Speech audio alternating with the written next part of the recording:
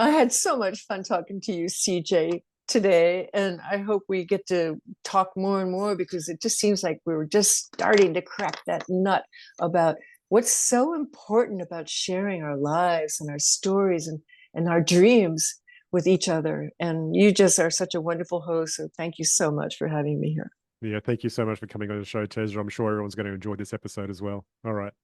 Great.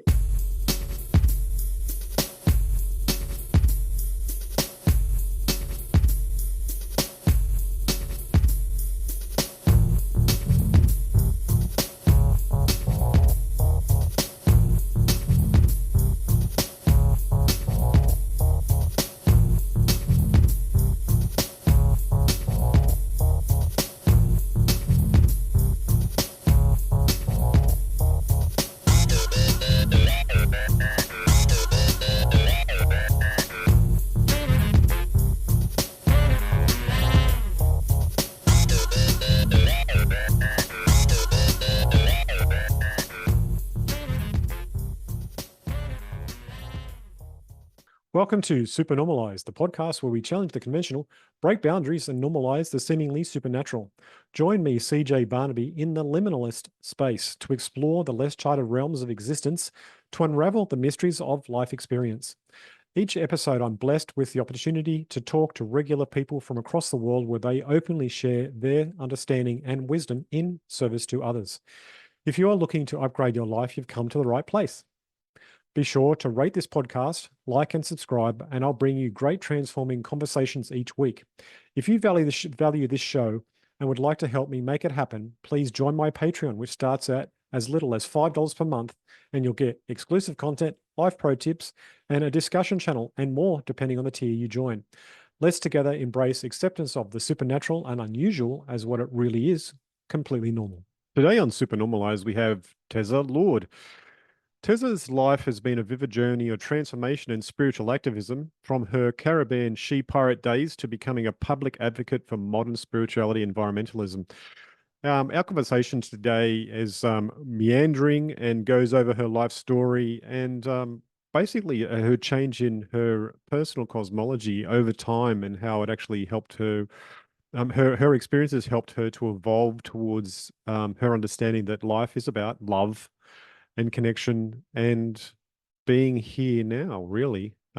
She's a child of the 60s and it shows. She's been through a lot and it's brought her to a greater understanding of herself and her life, and she loves to share that with the world. So I'm sure you'll enjoy this episode as much as I did, and on with the show.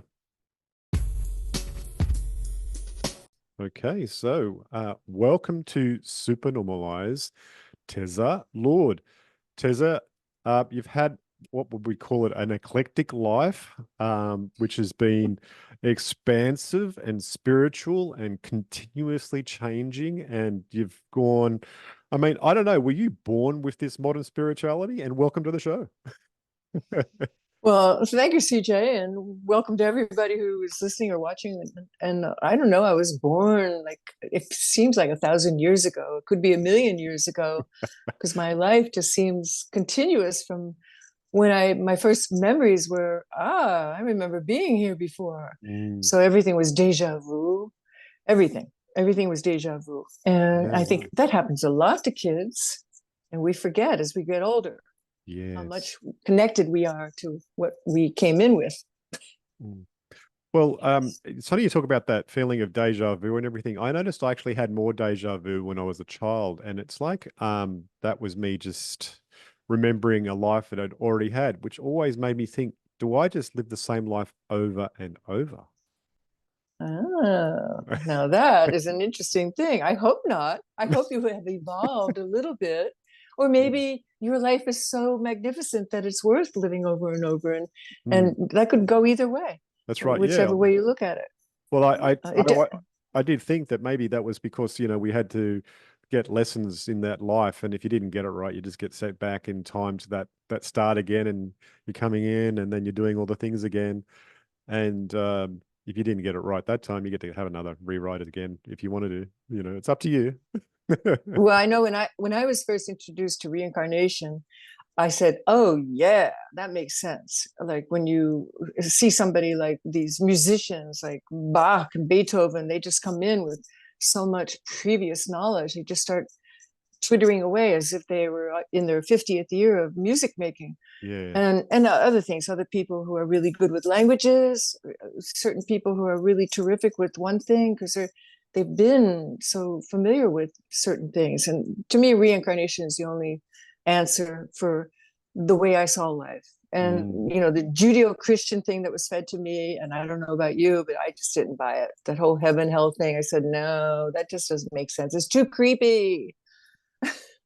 Yeah, I know what you mean by that. I found it quite terrifying as a child because I did actually go to Sunday school every Sunday, but I did actually like to ask a lot of questions, which was really unsettling to the head practitioner at that time. And yeah, it just turned out that that wasn't for me. They couldn't answer the questions, and also I didn't like the idea of being terrified all the time by the possibility of what future would come by me doing things that I wasn't even conscious of. So, that was sort of bizarre in itself. But as my own personal spirituality grew, I realized that heaven and hell are right here if we wanted to be. It's a reality Exactamundo. we create, right? Exactamundo. Mm, Yeah, and recovering people like myself, I'm 40 years in recovery from addiction. mm. And, they say that people like us, we don't believe in hell because we've already been there. And so we're living heaven. Yeah, yeah, exactly. So, can you share about your childhood and early influences that shaped your in adventurous spirit and your creative inclinations? I mean, you're a very creative person. When did you start and notice this about yourself? I mean, and how did that sort of manifest for you as a child? What is that word you're using? Accredited? No, no, Oh, creative. creative. I Yeah, thought your sorry. Aussie accent. Yeah, sorry. It does, it does Creative. confuse some people. There again, I think I was just born with all the stuff that I am today. I just nurtured it, but I was born into, they say we choose our family. That's been a hard one for me because my family sucked. I started running away from home. Like as soon as I had legs, I said, Mm. what am I doing here with these people? And so that for me was the big challenge. Like, what am I doing in this body as a woman, as a white woman? All those labels to me now make no sense at all. I prefer the labelless person. Even some people are getting away with person stuff. They're thinking themselves as plants or minerals, and I don't know. We're just spirits in this incarnation, and we're just trying to get home to a place of comfort. And for me, my struggle was I had to leave my home of birth and also my nation. I basically became a gypsy because I just didn't like anything about America. I went to live in the West Indies as a sailor and as an entrepreneur living with third world people, wanted to live in the jungle. I've always had a fascination for plants. And, and so as a child, I had all these curiosities to begin with. And in order to fulfill who I really knew I had to become, I had to leave. I had to run away. I basically had to not so much turn my back on my family, but my family ended up disowning me. That made it easier. I said, okay, if you don't want me, I'll just go. And so I now today have a beautiful family because I married my husband 33 years ago, and his family has totally embraced me. But my birth family just did not know what to make of me and basically thought I was, a crazy person. And so I just truly knew that I wasn't crazy. And when the day dawned on me that I was just me, that I could pursue that line that society and church and state and everything else called weird or crazy, then I could just truly be myself. And that started about when I reached my 20s. So up until the 20s, it was pretty unbearable. I was a very, very mixed up kid. I was a teenage alcoholic. I was on rampages, angry.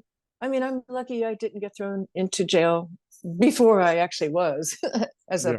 pirate, more or less, in the Caribbean. Mm. But I mean, I was an angry person, and I can really relate to the kids these days who are so sad and mixed up and angry and frustrated, because that was me. And matter of fact, my first nonfiction narrative book was about teaching girls in prison, because I relate to them so much. How did they get in prison? Because they are so angry, they want to do things like steal and murder and plunge and do drugs and be bad people, and that's why you end up in jail. So I really reach out and try to communicate with people who are imprisoned, either in their own thinking or actually in a prison of some sort, or a society where they can't be themselves. And I had to fight long and hard to be who I am. And I urge anybody who's listening just to really believe in who you are inside yourself, and don't listen to anybody telling you that you shouldn't be this way or that way, because the way you feel you are, it really is who you are. And you may just be so totally unique that nobody's ever met a creature like you.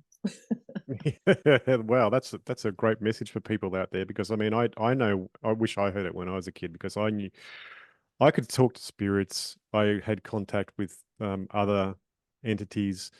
For me, that was normal, and I had to suppress that to actually be in society. And as a part of that suppression myself, I got addicted. First of all, I binge drink alcohol when I was a child, and then got into smoking marijuana, and did that to the point where I pretty much erased my memory completely for a number of years, and that wasn't good. But I thought I was doing good things, and learning things still, but I have no recollection of those years. But that was all part of the suppression of myself. And yeah. Yeah, you and I are very similar. Yeah. Yeah, the addiction thing is all about self-sabotage. Mm. And if anybody thinks they're going to reach who they truly are through an addiction, I mean, okay, you can take a little of this, a little of that, if you're Yeah. a normal person, not me. But I can't. I don't touch alcohol. I don't even touch pot anymore. And I, was a seeker through plant medicines, a lot of peyote. I Mm. never took ayahuasca, but I took all the sister plants and et cetera, et cetera.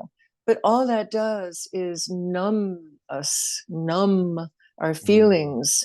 And it's through our human feelings that we really evolve. That's right. And the feelings are like the guides, or the Bible. They're the rules. They're the structures how we can reach the divine. Yeah, yeah, exactly. I mean, I do recall that spirits used to whisper to me when I was stoned or high in some way. They'd say, "You're just getting out of it," and I'm like, "Yeah, I'm getting out of it." But they didn't like. I didn't really connect with that later on. I was like, "Wait a minute, I'm actually getting out of my own life rather than actually So experiencing it fully." Right? you don't do any smoking or anything now. You don't No, get out of yourself. no, well, it's all within a certain degree, and I do things for transformational reasons if I have to, but Mm-hmm. only when I'm called. But otherwise, I have Mm-hmm. no desire to really do anything, because the world is a completely amazing place as it is, and I can get there through meditation and breath Absolutely. work, and just really, you can do journeying as well, like Carl Jung proposed, Yeah. that Mm-hmm. active imagination. Well, that stuff works, and it works without Yeah. too, right? And it works just as good. So You and I are kindred spirits, CJ. yeah, for We sure. could be twins. But I do want to say a plug for medical marijuana now that it's legal. I mean, I Yeah. don't know how it is in Australia, but recently I've had to have surgery, and it's so good for the tincture. I'm not talking about smoking it, but the Hmm. tincture, the nectar of the plant, which is from the divine. Yeah, It for sure. completely eliminates spasms, nerve spasms. Yep. And my husband and I are just getting over COVID for the second time. And he had terrible lingering effects, which was like body aches.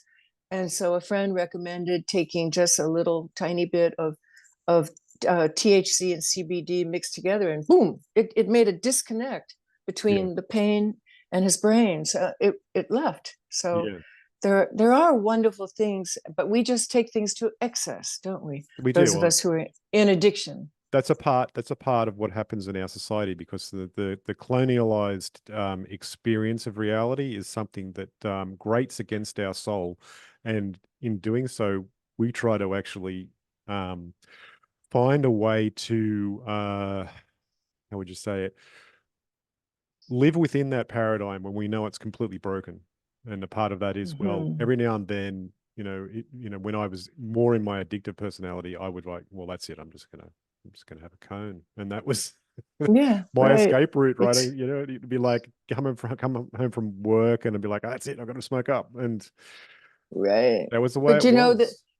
for me the journey, it was so painful when I was a kid Yeah. that maybe I would have committed suicide. I definitely thought about committing myself. Mm, And if it wasn't for especially the plant medicines to help me, shock myself into a different reality, mm, I would not be alive today. But yet it didn't stop my journey of addiction. yeah. And the journey itself is long for some and short for others, but everybody's different, that's for sure. I would never tell anybody, no, don't take something if they felt that it would facilitate a step toward their knowing themselves better. Yeah. Well, when medicines are used as medicines, they're actually effective. Yeah, but Yeah. meditation is I'm a total addict of meditation. I'll tell you, I'm an addict of the sacred and addict of the divine, and I Mm, mean that kind of an addiction is good. I think all humans are addicts of some sort. The trick is to get something really beneficial and healthy to be addicted to, that's right. That's and for right.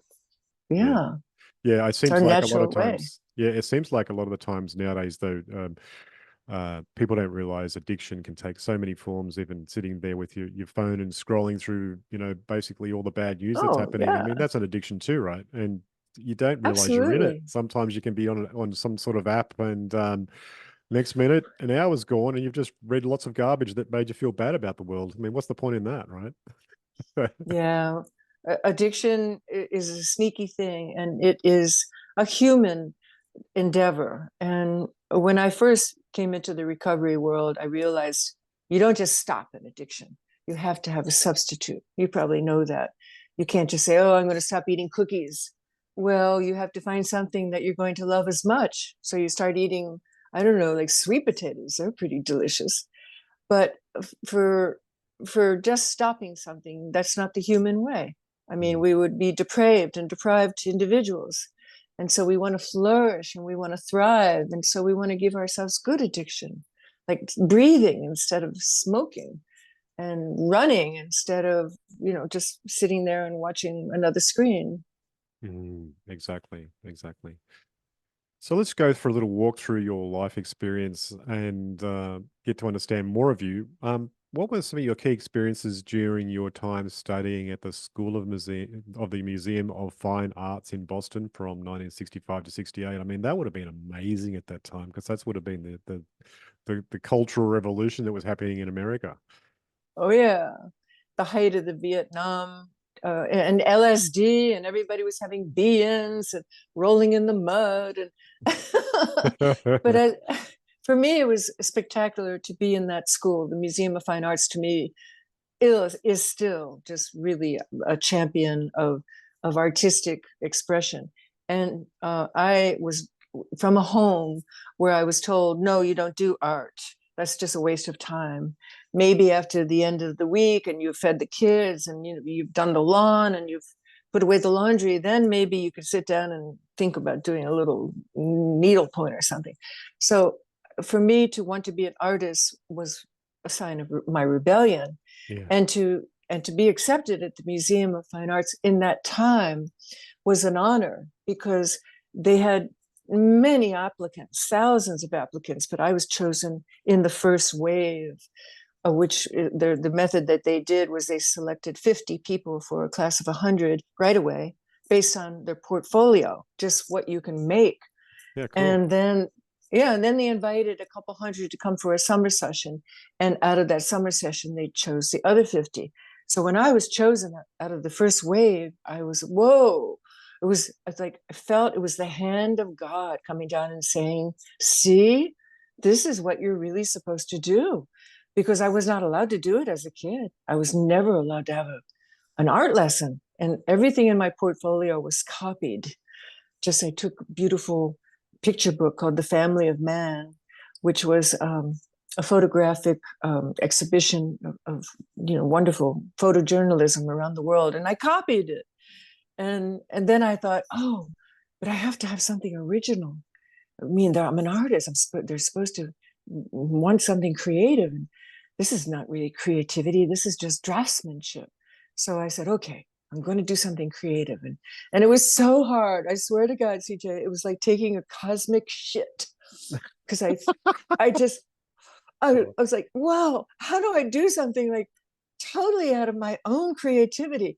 But I said, I'll stick to the seasons. I know the seasons, summer, winter, fall, and whatnot. And so sure enough, I just got some blank paper and I forced myself to be creative, and I was faking it. But they must have liked it. It was totally abstract, didn't make any sense, had nothing to do with the scenes of landscape or had to do with feelings. And so based upon realistic draftsmanship, copying these beautiful photojournalistic photos, and my 4 little creative drawings, I was accepted. And it just changed my life. It just absolutely was with my tribe, where I was with people who were creative, who even the way they dressed or the way they wore their hair or didn't, and had paint all over them and ink stains. And it was just an incredible atmosphere. And the Museum of Fine Arts, to be involved in a museum where it has the best display of Eastern art, like Egyptian art, it has tombs and sarcophagi all over the place, and also Eastern art. And it was just life-changing. So right after that experience, I became a botanical illustrator at Harvard. Wow. And I just jumped right into becoming a portraitist for the divination plants, they're called today, plants of the gods. Oh, And nice. Okay. yeah, I've probably right. I seen don't know your if you know. drawings. Right. Yes, they're published all over the place. And on my website, which is tezalord.com, there's a special gallery of my botanical illustrations. Like I did all the family of coca, because at that time, cocaine was just being, part of our society. It was just really being introduced. The cartels had not yet really formed, but they were starting to warm up. This is like the late 60s, early 70s. And the United States government wanted to know, what is going on? So they actually commissioned a study from Harvard University, and I was involved, about the history of the plant, coca. What did it have to do with humanity? And why was it becoming such a problem? And it was very fascinating. And that began my journey with plants being really teachers and guides, and the shamanic world, and all that we learn by going deeply into the lessons of the plant consciousness, Right. That sounds like unity a thread. consciousness. Sounds like a thread that you had Yeah. through your whole life there. Once you actually really got touched by the plants and plant medicines, then it became a theme that carried along with everything else you were doing. So, I mean, you did that at Harvard University from 1968 to 78 as well, with like actually drawing these plants. Is that right too? Right. So Schultes, Richard Evans Schultes at the Yeah. time, who was the big jefe, he's Yeah. the guy who introduced ayahuasca to the world, and also peyote. He studied peyote before ayahuasca and coca. All the students that I was working with were his disciples. And Schultes was the big boss of the Botanical Museum at Harvard. So during this time that I was drawing, transcendental meditation came along. This Ah, was 1968. So yeah, I right. was right in the midst of my plant exploration when along came these guys who looked like Mormons. They were dressed in suits, and they had just come from the Beatles. The Beatles were not there at Harvard Square when the meditation, the TM people showed up. And they never once ever talked about the expansion of consciousness. They really had a sales pitch. They said, if you meditate, you will become better at whatever it is that you wish to be, and you will Nice. achieve, and you will succeed, and all these efficiency things, and never talked about the connection to the sacred scriptures of the past, all Mm. the Vedas and the It was a Upanishads and everything. it was a Trojan. It was definitely a Trojan horse at the time, I think. It was a Trojan horse. And I fell for it, hook, line, and sinker. I said, sign me up. Even the Beach Boys were Yeah. singing about it as well. I mean, I remember Oh hearing that yeah. song. Yeah. So at that I was initiated in the first wave of TMers, Yeah, cool. and that was 68. So Nice. I wasn't ready to dive into it yet. I still had some more partying to do. Mm. People who like to party, they got to get it out of their system. It's just like a guy who has to spread a seed. Okay. But some people just want to experience the wild side. That was me. Nice, nice. And a part of your wild side actually involved sailing in Nantucket and going on journeys through the Bahamian Islands and Panama Canal between 69 and 73. What was happening there? Whoa. Did I write all this stuff, or did you just Yeah, like yeah, you discover did. it? I mean, yeah, You wrote wow. it all. So I actually went and read all your website and got some questions together. So Oh, okay, yeah. It's out there. Wow, everybody can see who I am. It's true. I really fell in love with the sea. The sea became a guru. yeah. The plants were gurus, the sky were gurus, and then the ocean became guru. Mm, And boy, I just merged with the sea. I just wanted to sail. So I learned how to sail in Nantucket, actually Gloucester, which is in Massachusetts. I had my first boat and just knocked down every pier I could learning how to sail, because I didn't even know how to tie a knot at that time. And then I, more like Nantucket, wasn't sailing so much there as, well, I may as well say it because we're going to get into all sorts of things on this talk, but I did see a fleet of spaceships on my time in Nantucket. That was the main thing about Nantucket. I was honored to witness a phenomena that other people have seen. I have since met other people who saw what I saw, which was on an island 35 miles out at sea. I've met people who saw the same thing from the mainland, but it was basically a fleet of UFOs with a lot of action going on the eastern seaboard. So that was about 60, that was 69 or 70, somewhere along that time, when we mm. were sending people to the moon. Wow, cool. And what was that Yeah. experience like for you when you saw the UFOs? I mean, was it a very ordinary experience, or was it? Oh, Because I mean, yeah. sometimes it can be like ordinary. I mean, I know for myself, I've been there and had times where I've just walked out to my car to go to work, and because I do other work as well, and just standing there, and one flies over in a beautiful arc, but obviously not a normal craft, and I'm like, oh, there's another one, Wow. Yeah, No, yeah. for me it was life altering, Oh yeah, because like I said, it was a fleet. It was yeah. not a ship. There was a mothership, and you could not see the shape of the ship because it was so high in the atmosphere, but I could tell by the beam of light, it was so strong. And it was flanked by what I call two lieutenant ships, protecting it. And then coming in and out of the atmosphere, choo choo choo choo, were like what I call reconnaissance ships Mm. that were just going everywhere and scouting. No, it was not an ordinary event. And I have never seen anything like it since. And if I ever had before, I was not aware of. But no, it changed Wow. my life, because I I knew, first of all, that they were friendly, and they were.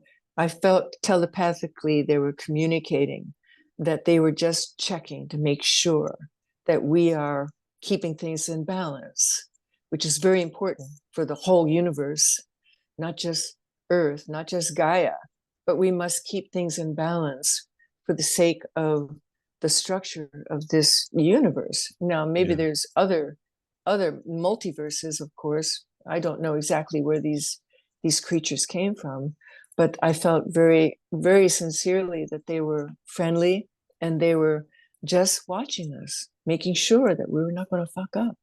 Mm, nice. And so that led you to working in some movies as well after that time in the on your shipping adventures. So we're skipping from the ships in the sea in the sky to ships in the sea. Yeah. Yes, I had an inter-island shipping business when I Yeah. lived in the Caribbean, which I was in the Caribbean for almost the entire decade of the 70s, Mm. and many islands and many different ventures, but basically a shipping business was the main thing, shipping tropical fruits and vegetables from islands that had abundant growth to dry islands. Okay. And um, it was previous to that time and in between that time that I got involved with movie making. And here and there you run into people who need scouts. Who I actually was asked to be involved in one movie, but I declined because I was still in my addiction at that time. I really did not want to get involved in that kind of life. And at one point, I was in Martha's Vineyard.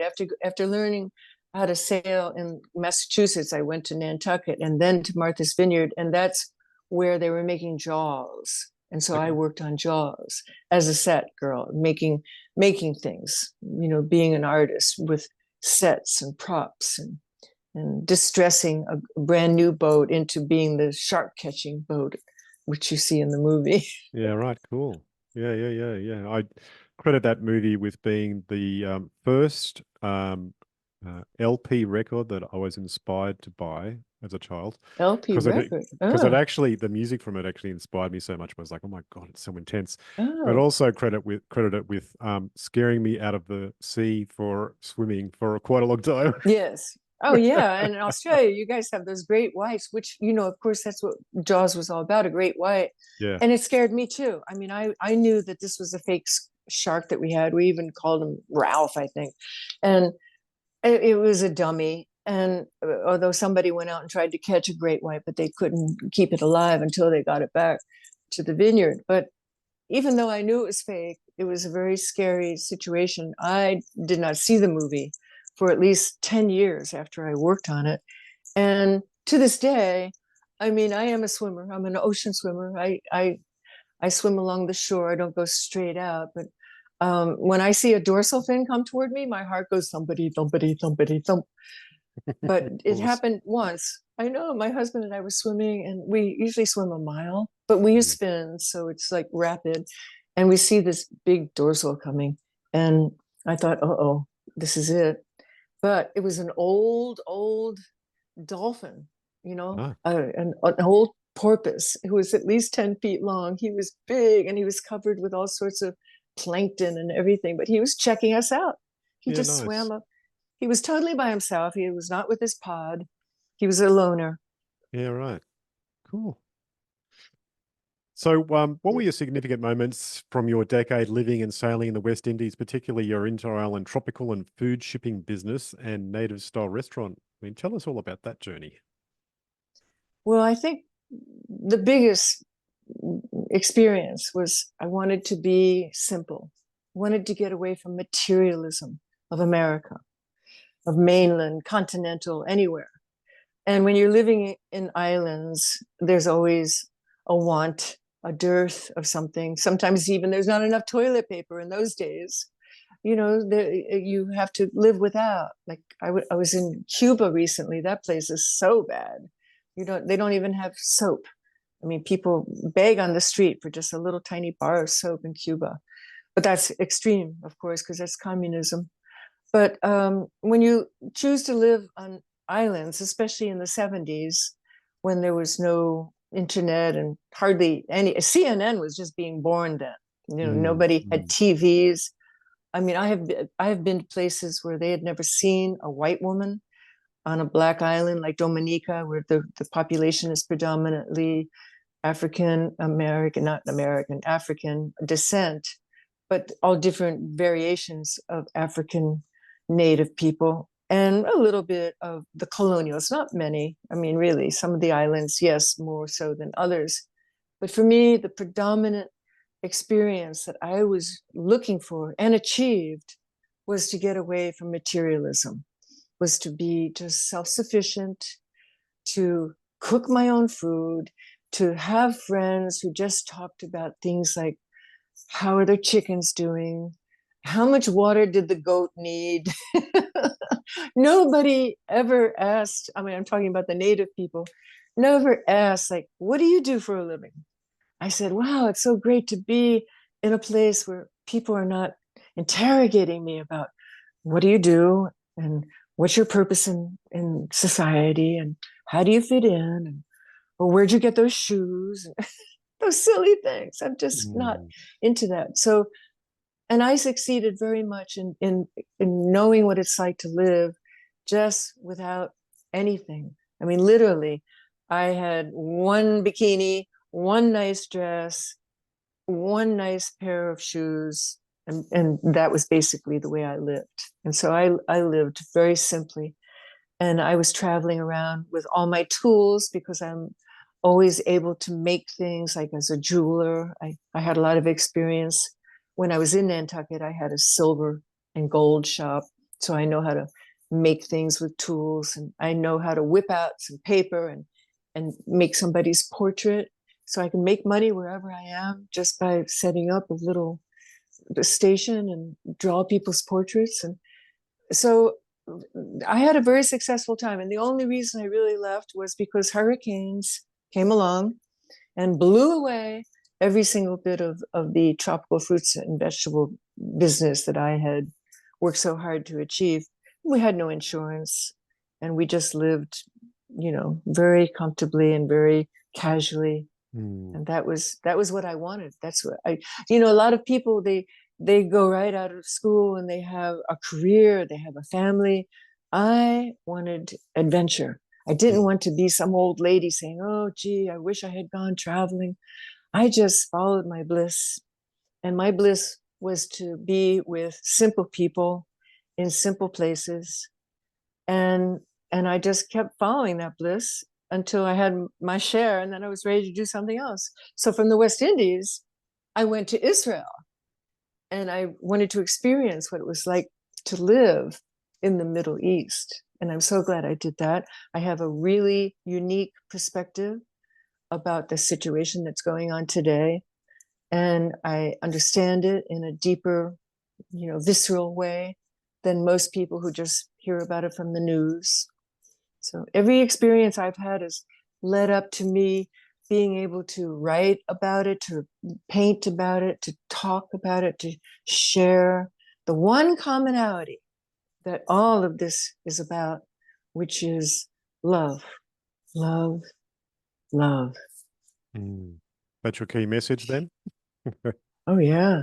My message is love is the weapon of mass illumination. If everybody focused on love, instead of whatever it is they're focusing on, politics or art even, or this or that or that or this, if they focused on love, which is spirit, love, which is consciousness, not just amor, love, which is a noun verb, if they focused on that, everybody would become more evolved, more compassionate for each other, and we would realize that we are all manifestations of love, that we are all just little cells of love, and we interact in love. Beautiful. Love it. That's Yeah. perfect. So, from your journey in Israel, you became a cabinet maker for a while in New York City. Yeah.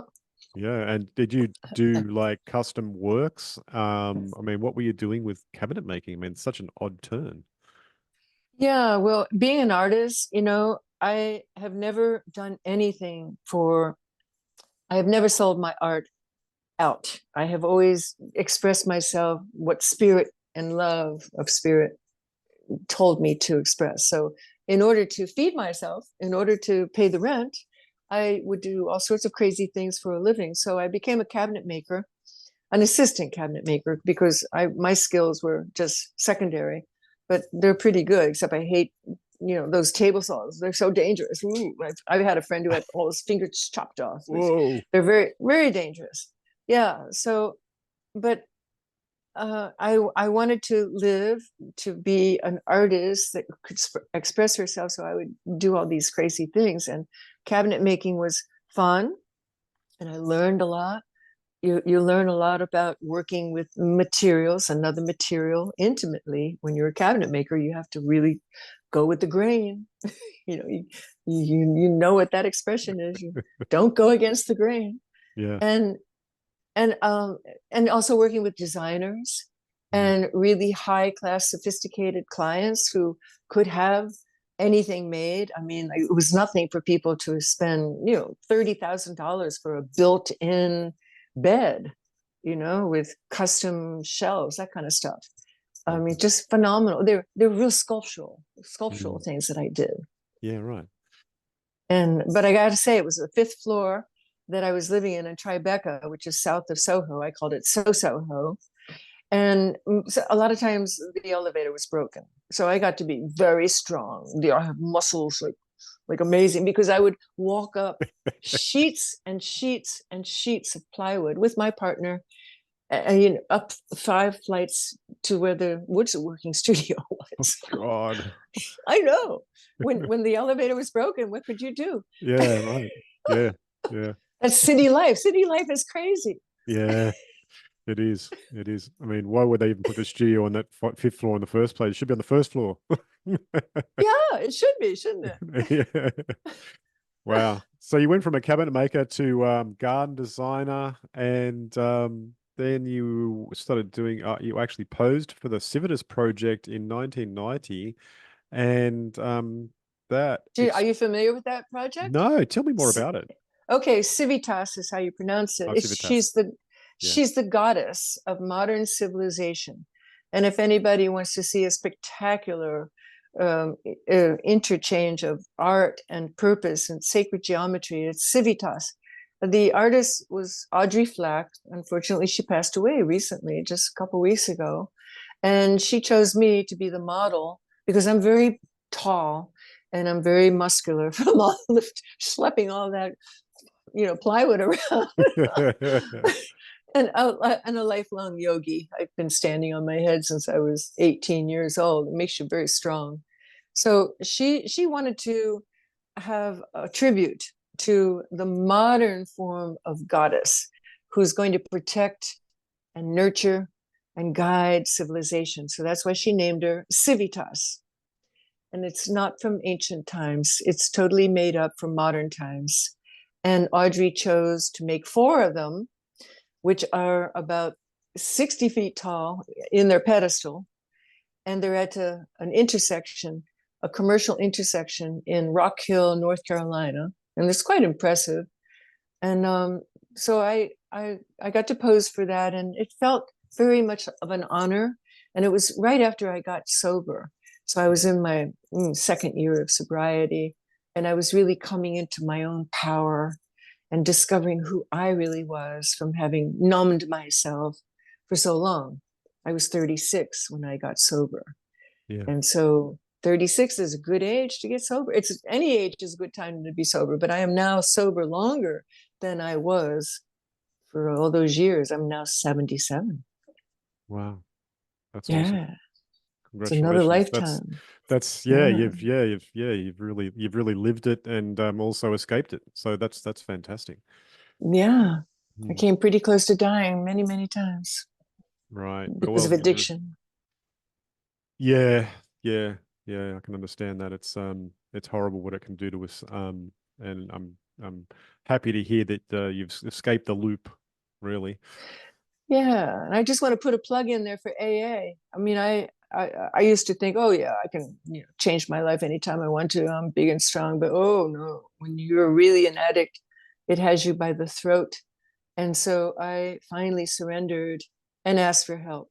And if anybody is in a similar position, please check out Alcoholics Anonymous or Narcotics Anonymous, because it really saved my butt.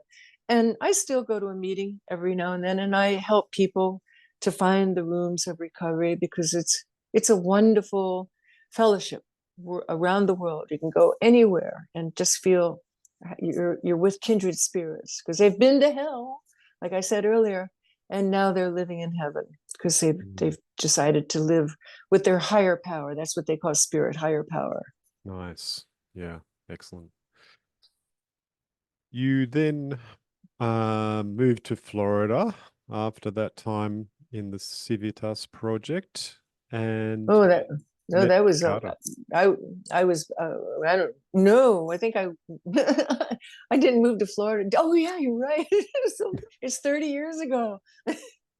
It's 33 years ago, right? You're right. Yeah. And you met Carter Lord and Yeah. got married.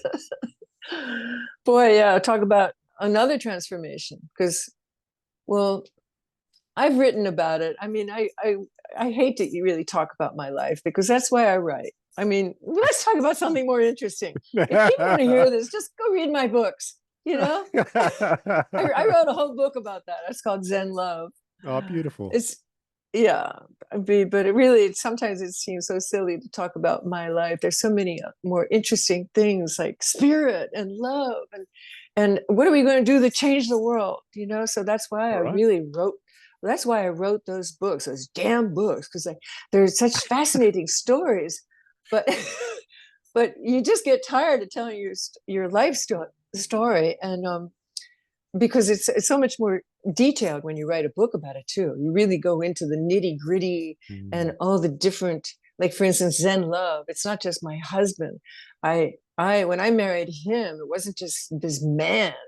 It was this lifestyle because he was a single parent with kids, two young children, and a very dysfunctional bio mom. I called her bio mom.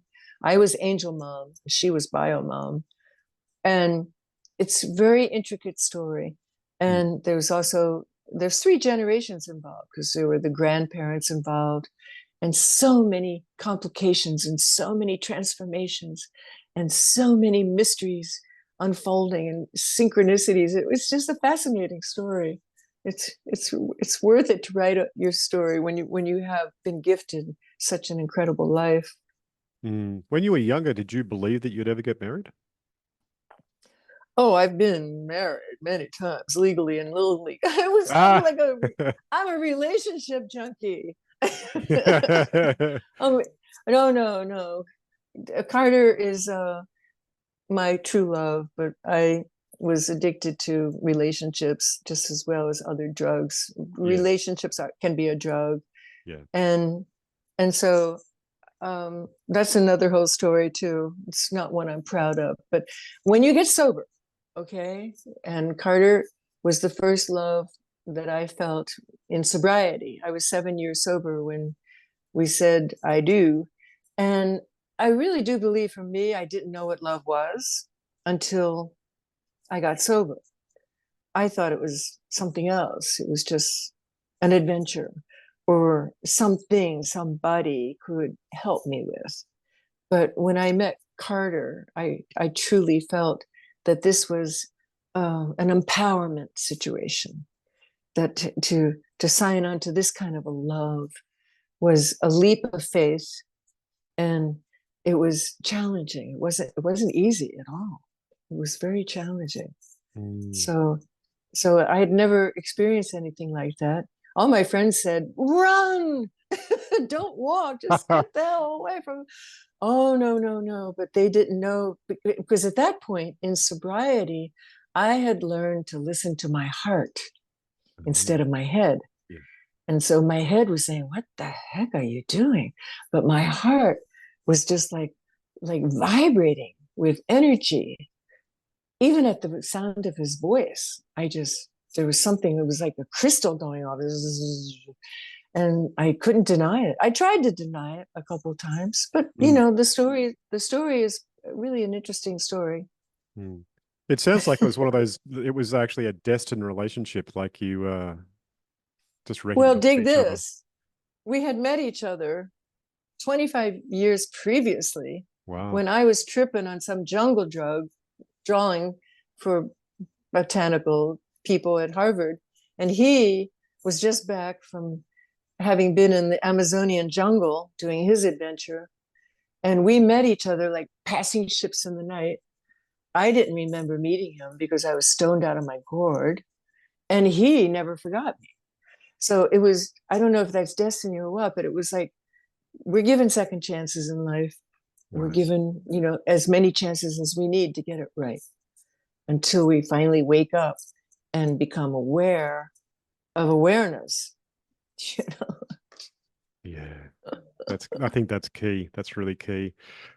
So you're saying that we shouldn't probably step through the rest of your life story here. So I was going to ask you then, what question would you like me to ask you? You want to Oh, talk about love and spirit? Let's go there. well, I just think that the important things in life is how are we going to change this screwed up, messed up world? I mean, so many people are freaked out. Yeah. I'm not, because I think that everything is happening in the due process. Like, especially, what's happening with the states. We're not going to talk about politics, but Mm, I don't do politics. I vote. mm. There was a time when I did not vote, and it doesn't make me feel good to do that. I ran away from my responsibilities as a citizen. I didn't pay taxes, but no longer. Now I'm a member of society. I've learned how to accept my role here.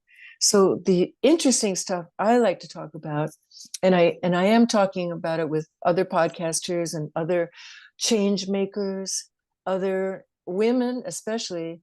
It's time for us to help elevate consciousness as much as we can to help end this epic of real aggression, because it just doesn't work. I mean, the whole conquest and conquer paradigm is old fashioned.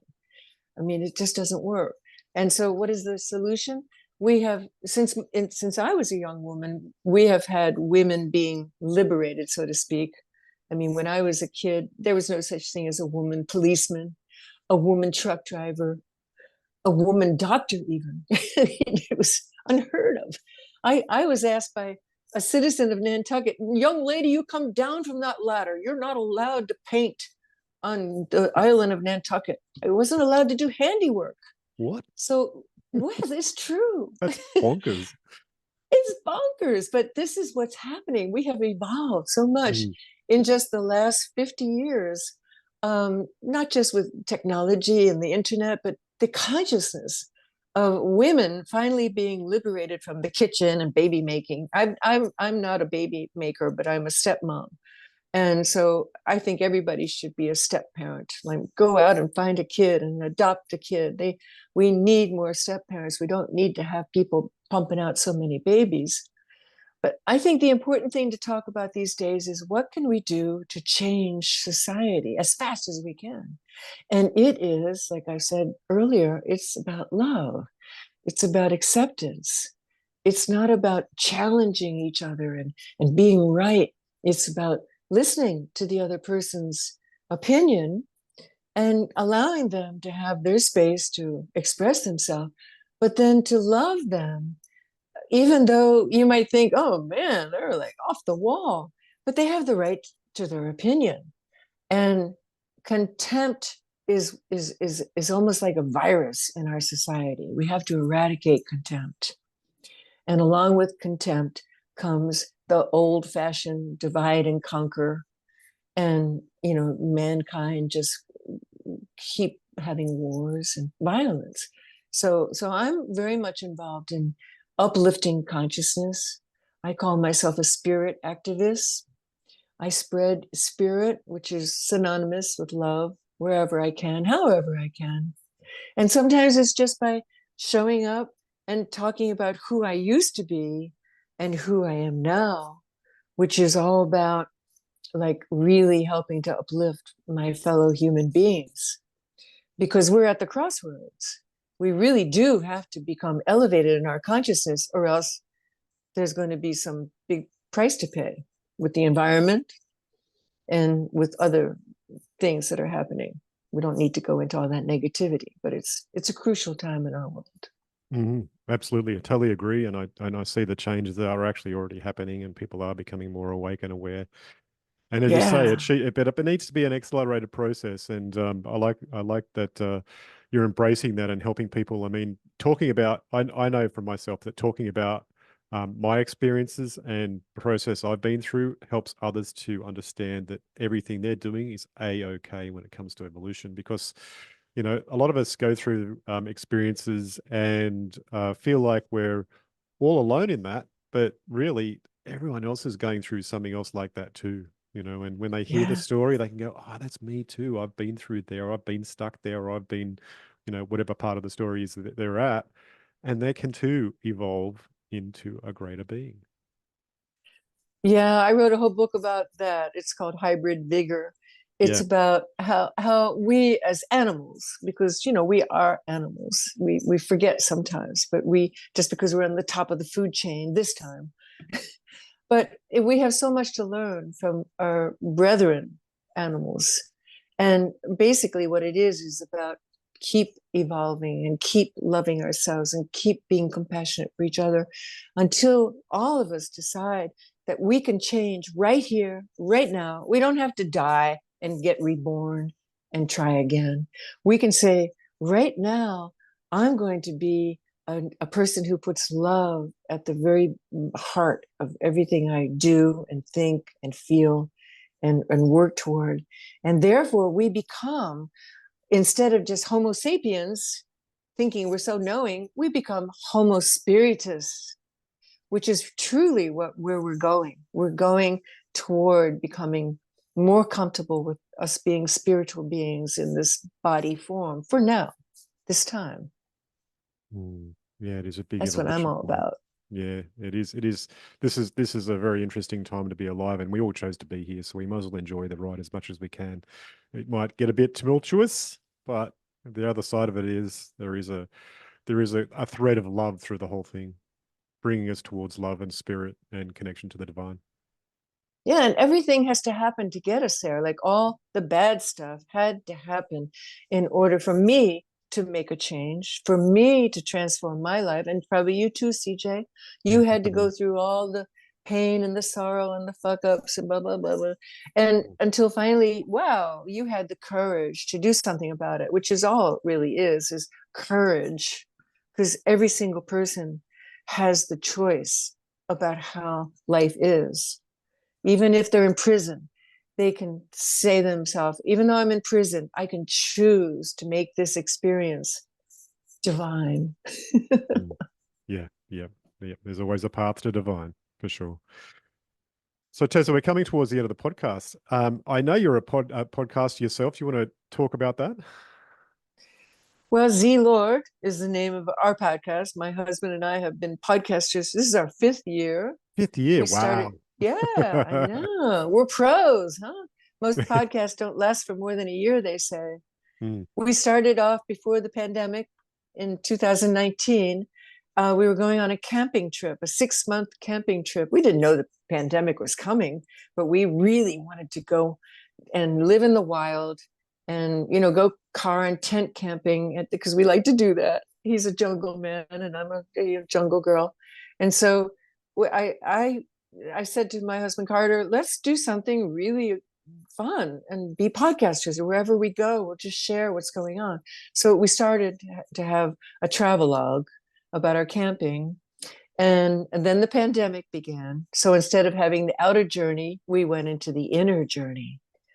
And then we did things like we went to Patagonia 2 years ago, and we podcasted our way all around Chile and Bolivia and Tierra del Fuego, and now we're basically just talking about what matters the most to us, which is always about spirit in whatever way, shape, or form. We don't mm, have guests. We just use a little old iPhone, and we're not techie people. But 5 years is a long time to be putting out an effort. excellent, excellent. And as you said before, you're an author. Do you want to talk about your books at all? Yeah. So my latest book I'm most excited about. It's called The Bridge Tender. It's a novel, and it's an echo magical adventure about very much like what we all experience in life, that to get to the good stuff, we have to go through the hard stuff. So we experience the hard stuff, but then we get help from the unseen forces that are all around us. Like, CJ, you're Yeah. privy to them. Some people want to believe it, but other people maybe they have not yet decided to let go of their defenses. But the bridge tender is all about how the unseen forces are available to us as a world that struggles, especially with the environment right now. We need help to get the environment back to healthy balance. So the Mm. Bridge Tender is a novel, and the other three books, they're my experiences in my journey toward this person that I am today, which is transformed from the person who was previously trying to run away from herself. The first book is called In the Eye, and that's about bringing yoga and meditation to very disturbed girls in prison and how it completely changes not only their life but their way of thinking and their ability to stay calm when really bad things happen, like the eye of a hurricane hits them. So Yeah. you're experiencing not only the inner eye of your own being, but you're experiencing the hurricane as it crashes down onto their isolated facility in Central Florida. Right. And then the second book I mentioned earlier about the love story. It's called Zen Love. And it's a really amazing 3 generation story about how you can transform even the worst situation by just staying focused on love and acceptance and other tools like detachment. Detachment is so important, not to get involved with so many dramas, just to see the drama, that's being the witness and seeing all the stuff before you and choosing what it is that's worth your effort to get involved in. Mm. And then the third nonfiction is Hybrid Vigor, about a true reveal of love and how love is consciousness. And by elevating our consciousness, we become more loving and more spiritual. And evolve right now during our lifetime to be Homo spiritus instead of Homo sapiens, thinking we know everything. Beautiful. Excellent. Excellent. Teza, how can people find more about you, your books, and your podcast? Is that straight through your website, tezalord.com? Yeah, I have a mothership, I call it. My mothership is Teza Lord, TezaLord. And I'm real excited now. I'm developing a course. I know everybody does courses, but I really have this desire to put everything into an encapsulated form that's easily digested. So that's what I'm working on it right presently, and that'll be available in the next coming, like probably early 25. Nice, nice. Teza, it's been a pleasure talking to you, and I thank you so much for all that you shared and the stories of your life and how you've evolved from really challenging situations into the wonderful love being that you are today. Well, it was really fun to be here, CJ. I'm really honored that you chose to spend so much time with me. I want to hear Absolutely. your story. Yeah, maybe we could do that. That'd be cool. I'll Yeah. talk to you more about that after the show closes here. Now, I'll just say goodbye to Okay. listeners. Okay, so thank Okay. you. Bye bye. Bye bye, everybody.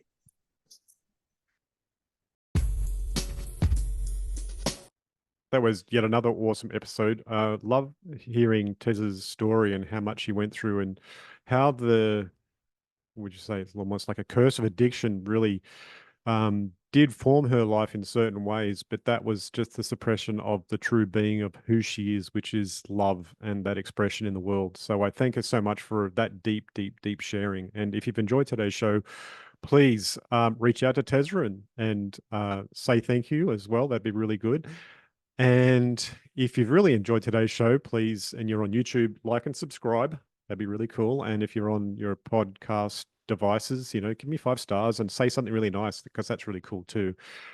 But if you'd like to actually assist me in some way in making this show happen, I do have a Patreon now, and that's at patreon.com/supernormalized, where you can, from as little as $5 per month, assist me in making all this happen.